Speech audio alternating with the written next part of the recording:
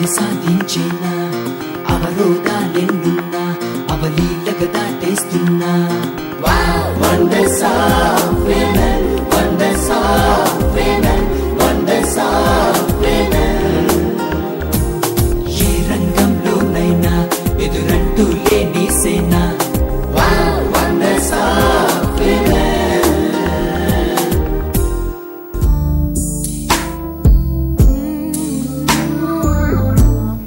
వాళ్ళ mentally challenge పిల్లల needs వేరుగా ఉంటాయండి. ఇప్పుడు నార్మల్ పిల్లల నీడ్స్ వేరుగా ఉంటాయి. ఇప్పుడు అలాంటి పిల్లలతో మనం డీల్ చేసినప్పుడు ఒక్కటి మంచిది ఏముంటుంది అక్కడ అంటే వాళ్ళకి కల్మషం ఉండదండి మనసులో.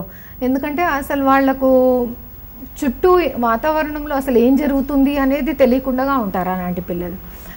ఇప్పుడు అలాంటి పిల్లల పేరెంట్స్కి మనము ఏ కొద్దిపాటి హెల్ప్ చేసినా కూడా ఎంతో బాగుంటుందన్నమాట. ఇప్పుడు మెంటలీ ఛాలెంజ్ పిల్లలు ఉన్నారు, వాళ్ళకి ఎలా ఉంటుందంటే వాళ్ళకు అసలు ఇంటెలిజెన్స్ తక్కువ ఉంటుంది కనుక వాళ్ళకు అన్ని విషయాలు అర్థం కావండి. ఇప్పుడు చిన్న చిన్న విషయాల్లో కూడా వాళ్ళకు కొందరికి ఎలా ఉంటుందంటే అసలు చుట్టుపక్కల ఉన్న వాతావరణం ఏంటి, మా అమ్మ ఎవరు నాన్న ఎవరు అనేది కూడా తెలియకుండా ఉంటారు కొందరు. అలాంటి పిల్లలతో డీల్ చేసినప్పుడు మనము అసలు వాళ్ళకి అవసరాలు ఏంటివి, వాళ్ళ నీడ్స్ ఏంటివి, వాళ్ళకి ఏ ఏరియాస్లో అవసరాలు ఉన్నాయి అనేది చూస్తామండి. ఇప్పుడు సెల్ఫ్ హెల్ప్ స్కిల్స్ అంటాం. సెల్ఫ్ హెల్ప్ స్కిల్స్లో ఈటింగ్ ఉంటుంది, టాయిలెట్ ట్రైనింగ్ ఉంటుంది, బ్రషింగ్, గ్రూమింగ్, ఇవన్నీ స్కిల్స్ ఉంటాయి. ఇప్పుడు వాళ్ళకు తినడానికి కూడా ఏమవుతుందంటే కొందరు పిల్లలు అసలు కలిపి తీసుకొని ముద్ద తీసుకొని పెట్టుకోలేరండి. కొందరు అసలు నమిలి మింగను లేరు. మింగడం అనేది కూడా వాళ్ళకి యాక్టివిటీ రాదు. అలాంటి వాళ్ళకు ఎలా మింగాలి అనేది యాక్టివిటీ ద్వారా నేర్పిస్తాం అన్నమాట. వాళ్ళకి ఏం చేస్తామంటే కొంచెం తేనె కానీ ఏదైనా స్వీట్ టంగ్ మీద వేస్తే వాళ్ళకి చూయింగ్ అండ్ స్వాలోయింగ్ అనేది వస్తుందన్నమాట. అలా చిన్న చిన్న టాస్క్తో మొదలు పెడతామండి. మామూలుగా ప్రతి చైల్డ్కి ఐఈపీ అని అంటాం, ఇండివిజువలైజ్డ్ ఎడ్యుకేషన్ ప్రోగ్రామ్ ఉంటుంది. ఇప్పుడు ప్రతి ఏరియాలో సెల్ఫ్ హెల్ప్ స్కిల్స్లో అనుకోండి, ఇప్పుడు భోంచేసే దాంట్లో ఆ అబ్బాయి తినగలుగుతున్నాడా, ఆ అబ్బాయి కలిపి తింటున్నాడా, కలిపి ముద్ద చేతిలో పెడితే తింటున్నాడా అనేది ఇవన్నీ కరెంట్ లెవెల్ ఆఫ్ ఫంక్షనింగ్ తీసుకుంటాం. తీసుకొని గోల్స్ ఫిక్స్ చేస్తామండి. షార్ట్ టర్మ్ గోల్స్ ఉంటాయి, లాంగ్ టర్మ్ గోల్స్ ఉంటాయి అన్నమాట. షార్ట్ టర్మ్ గోల్స్ వచ్చేసి ఇప్పుడు సపోజింగ్ ముద్ద చేతిలో పెడితే తినగలుగుతున్నాడు అని అంటే ఇప్పుడు ఆ అబ్బాయి ముద్ద చేసుకొని చేతిలో పెట్టుకోవడం అనేది షార్ట్ టర్మ్ గోల్ ఉంటుంది. లాంగ్ టర్మ్ ఏంటంటే ఇండిపెండెంట్గా భోంచేయడం అనమాట. అలాగే ప్రతి ఏరియాలో తీసుకుంటాం. ఇప్పుడు కమ్యూనికేషన్ స్కిల్స్ ఉంటాయి వాళ్ళకి, ప్రీ వొకేషనల్ స్కిల్స్ ఉంటాయి, కాగ్నిటివ్ స్కిల్స్ ఉంటాయి, మళ్ళీ మోటార్ స్కిల్స్ ఉంటాయి. మోటార్ స్కిల్స్ అంటే గ్రాస్ మోటార్ అంటే నడవడం, పరిగెత్తడం లాంటివి. ఫైన్ మోటార్ అంటే ఫింగర్ డెక్స్ట్రిటీ అనమాట. వాళ్ళు పెన్సిల్ పట్టుకోగలుగుతున్నారా, ఏదైనా చేతిలో ఇస్తే ఇప్పుడు మనం బిస్కెట్ ఇస్తే వేళ్ళతో పట్టుకోగలుగుతున్నారా అనేది, ఇవన్నీ కూడా యాక్టివిటీస్ ద్వారా చేయిస్తామండి. వాళ్ళకి నీడ్ బేస్డ్ ప్రోగ్రామ్ ఉంటుంది. ఇప్పుడు వాళ్ళకి ఐఈపీ ప్రోగ్రామ్ తీసుకొని ఏం చేస్తామంటే ఈ ఏరియాలో ఈ నీడ్ ఉంది, ఇప్పుడు ఈ ఏరియాలో ఈ నీడ్ ఉందని ప్రోగ్రామ్ తయారు చేస్తారు. ఇది special educator, physiotherapist, speech therapist and psychologist కూర్చొని డిస్కస్ చేసి ఐఈపీ తయారు చేసి ఈ గోల్స్ ప్రకారం అనమాట, షార్ట్ టర్మ్ గోల్స్ ప్రకారం వాళ్ళు వర్క్ చేస్తారనమాట.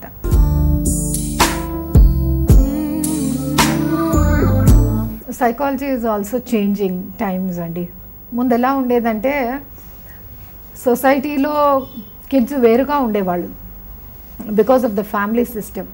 ఇప్పుడు kids have become very different.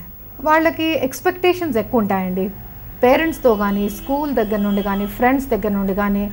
Expectations are very high. As a psychologist what I feel is పిల్లలు సంతోషంగా ఉండడం వెరీ ఇంపార్టెంట్ అండి. వాళ్ళు సంతోషంగా ఏది చేసినా కూడా, ఇప్పుడు నేను స్కూల్లో చూస్తుంటానండి, ఏం చేస్తారంటే పేరెంట్స్ 80% వచ్చింది అనుకోండి, చాలా తక్కువ వచ్చాయి మార్క్స్ అని అంటారు. ఎన్ని మార్క్స్ వచ్చాయండి, ఫెయిల్ అయ్యాడంటే లేదండి అసలు 82% వచ్చింది. 82% ఇస్ ఫైన్ అనిపిస్తుంది. ఇప్పుడు అలాంటి పిల్లోడు బ్యాడ్మింటన్లో కానీ క్రికెట్లో కానీ ఇంట్రెస్ట్ చూపించవచ్చు. ఇప్పుడు అందులోకి వెళ్ళాలి, నేను ఆ మ్యాచ్కి వెళ్ళాలి, ఆ ప్రాక్టీస్కి వెళ్ళాలి అంటే పేరెంట్స్ పంపించట్లేదు. ఇప్పుడు అక్కడ ఏమవుతుందంటే పిల్లలు ఏమనుకుంటారంటే నాకు అడిగింది వీళ్ళు ఇవ్వట్లేదు, వాళ్ళు అడిగింది మాకు చేయమంటారు, ఎందుకు చేయాలి, ఎందుకు చదవాలి అనే క్వశ్చన్ ఎక్కువ వస్తుందండి. పిల్లలు కూడా ఎలా ఉంటున్నారంటే దే బికమ్ మోర్ డిమాండింగ్. వాళ్ళ సైకాలజీ ఎలా ఉంటుందంటే వాళ్ళ డెవలప్మెంటల్ ఏజ్ ప్రకారం ఇప్పుడు చిన్నప్పటి నుండి చిన్నపిల్లల మనస్తత్వం ఉంటుంది. వాళ్ళు పెరిగే కొద్దీ చైల్డ్హుడ్లోకి వస్తారు, చైల్డ్హుడ్ నుండి అడాలసెన్స్లోకి వస్తారు, అడాలసెంట్ ఏజ్లోకి వచ్చేసరికి ఈగోసెంట్రిక్ బిహేవియర్స్ అని అంటాం.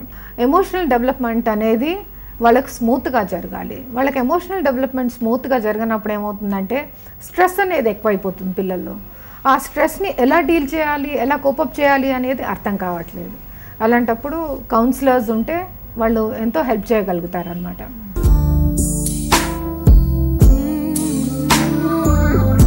జాయింట్ ఫ్యామిలీస్లో ఎలా ఉండేదంటే పెద్దవాళ్ళు చిన్నవాళ్ళని చూసుకోవడము, అసలు నాకు గుర్తున్నంత వరకు ఎవరు మాకు చదువుకోమని చెప్పేవాళ్ళు కాదండి.